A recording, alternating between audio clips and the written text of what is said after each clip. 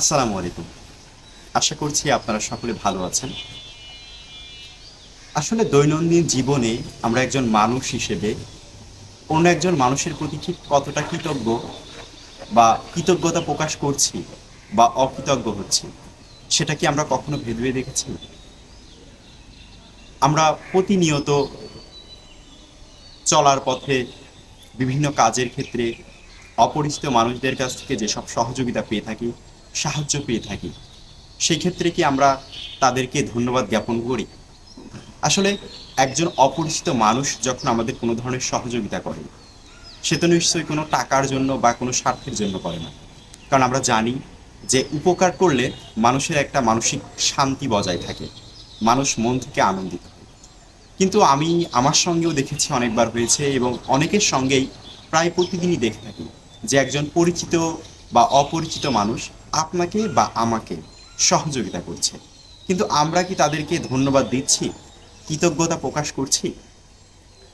আমরা যখন বিশ্ববিদ্যালয়ের ট্রেনে ক্যাম্পাস থেকে শহরে যাতায়াত করি, আমি অসংখ্য সময় দেখেছি যে অনেক ছেলেরা অনেক সিনিয়র বড় ভাইদেরকে বা বড় আপুদেরকে একটি সিট হয়তো দিয়ে দিচ্ছে, যেহেতু প্রচুর গরম পড়ছে বা আমাদের শাটল ট্রেনে সবসময় অনেক ভিড় থাকে।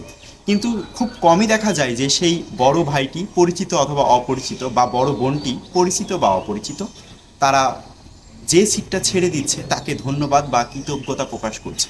এটা খুব কম হয়, আমি আমার বিশ্ববিদ্যালয়ের জীবনে দেখেছি। আরেকটি বিষয় হচ্ছে যে আমরা শহরে অনেক সময় চলাচল করি।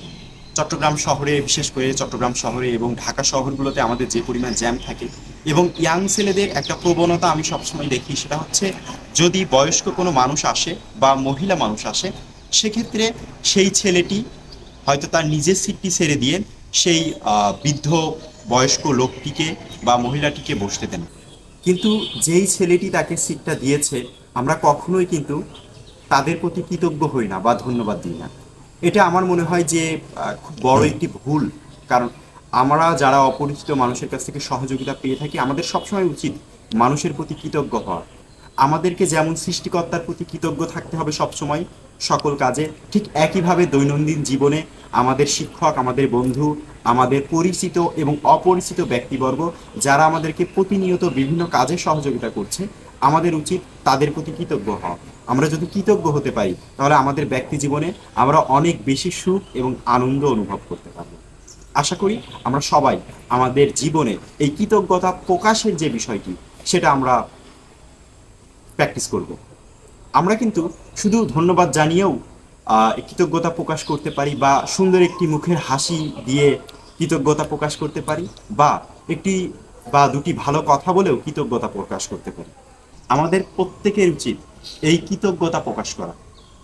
তাহলে যে আমাদেরকে সহযোগিতা করছে সেও অনেক খুশি হবে, এবং আমরা প্রশান্ত মনে আমাদের জীবন পরিচালনা করতে পারব। সবাই ভালো থাকবেন, সুস্থ থাকবেন, সুন্দর থাকবেন। আসসালামু আলাইকুম।